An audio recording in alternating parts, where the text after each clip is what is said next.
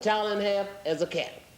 Well, let's let Solomon slide. This here book tells about Louis XVI, who got his head cut off a long time ago in France. Or there's his young son Dolphin, who would have became king if they took and shut him up in jail.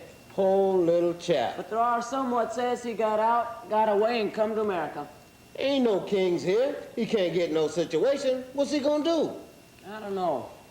Some of them gets on the police, and others of them learns people how to talk French. Hold on, Hucky. Don't the Frenchmen talk the same way we do? Nope, you couldn't understand a word they said. Well, I'll be ding-blasted why. Well, I don't know, but suppose a man came up to you and said, "Parlez-vous, Francie?" What would you think? I wouldn't think nothing. I'd just take and bust him across the head. Well, it's only saying you know how to talk French. Well, why don't he say it? Well, he is saying it, Jim. That's a Frenchman's way of saying it. Well, I think it's a blame ridiculous way of saying it, and I don't want to hear no more about it. Looky here, Jim. Does a cat talk like we do? No. Does a cow? A cow don't neither. Well, then ain't it natural and right for a Frenchman to talk different from us? Look here, Hucky.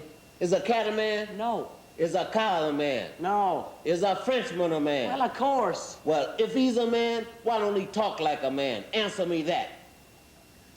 Well, it just weren't no use to argue. And besides, I reckon Jim had a point.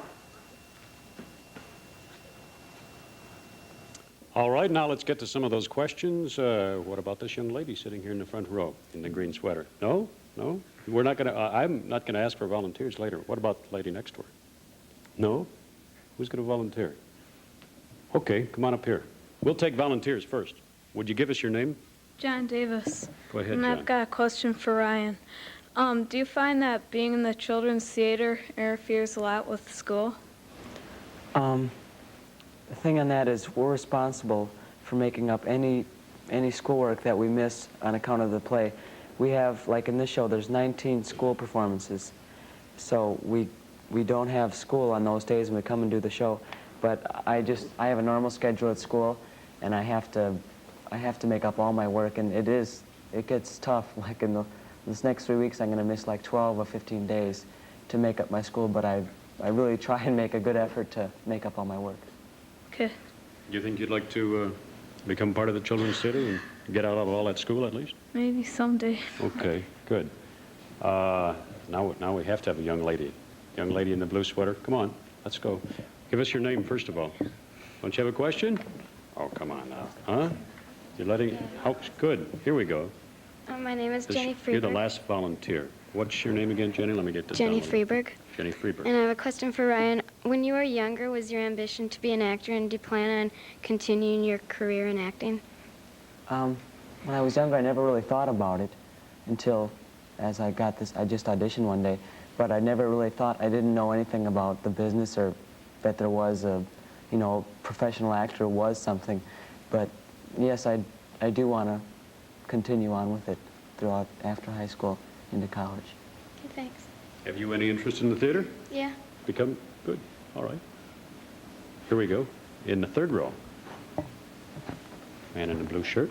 Yeah, my name's Bob Oberly. Bob, go ahead. And Mr. Donahue, I was wondering how much this play is like the book. Well, it's like the book in many ways and not like the book in many ways, in that, as you know, the book is a very big, sprawling story that moves all over the place. And we have certain constraints. We have to fit the play within a maximum of about an hour and 50 minutes, 45 to 50 minutes. So we have to cut out much of the book. And then we have to try to compact and arrange in such a way what remains so that it will be dramatic and will be exciting, and we'll touch yet on some of the things that you would be disappointed if we left out. So it's a very difficult problem. But remember, the book is meant to be read at your leisure, picked up and returned to over maybe a year's time. The play is meant to be seen and have an impact within that hour and 50 minutes. So they're two different forms, and thus they're quite different essentially, one from the other. But of course the play is inspired by the book. Mm-hmm. Thank you. And the young man here in the second row with the white t-shirt on? I guess not. Huh? Come on. It'll come out the best of all. Needs a little encouragement. Give us your name first. And My name is Tim Moe, and Ryan, do you play any sports? Or? Yeah, I do. I really like to play baseball. I enjoy that. I was a big collector of baseball cards and memorabilia. I used to go to all the Twins games, 35 a year. And I also enjoy soccer, and I used to be a real football fan. I'm really interested in a lot of sports. Does that ever conflict with your acting? Yeah, it did. I ultimately had to make a choice, and acting is the choice. Okay. all you people that sat in the front row now, you know you're here. How about this young lady in the red sweater? Come on. Give us your name first, too, and direct your question to either Mr. Donahue. My name is Laura Herman. Are you getting paid for this? Mr. Ryan, obviously. or John either. You get paid, John? Or it is a lot of fun. No, I don't get paid for this. It's how was it funded? Well, I'd like to explain that no student ever gets paid at the Children's Theater. We feel that it's part of your education and an invaluable opportunity to learn through doing. The adults in the plays are all professionals. And then we have college students who are interns at the theater and who are studying their education. But any high school student who appears in the play is never paid. Okay. Good. See, that wasn't so bad, was it? Yeah. Excellent question. All right. What row haven't we had? Someone from the back row. People in the back row, they always think they're going to get out of things, right? They don't know here that gets them into things. Come on. Someone from the back row, come up. How about the young man here? Yes, come on up. Give us your name first and direct your question to either to Ryan or to Mr. Donahue. Okay. My name is Brian Cordy, and this is Ryan. How long do you have to study your lines to get to know them before you do the play? We started rehearsal about 6 weeks before the play opened, and in this particular case of Huck Finn, the script wasn't all there right away. So we kind of gradually got the script, and as it turns out, when you just look at the script and say, wow, all these lines, it really looks difficult, but as you just go and you keep rehearsing things over and over, the lines just kind of come and you just finally do them. So, and then we changed some things about a week before we opened. There were things changed, and there's always alterations up to the preview night. Okay. See, that was an excellent question. Thank you. And the young lady in the second row here, in the middle there. Here you go. We can't... no help? Huh? Come on now. Maybe I'll ask a question. You alluded to it in the first part of the program, John, and that some people have felt that Huck Finn is a racist play. We saw a scene there with Huck and Jim, and some people might say you're making blacks look like they are illiterate. Jim was illiterate, apparently. He says in that scene that he cannot read. Right. And you're wondering...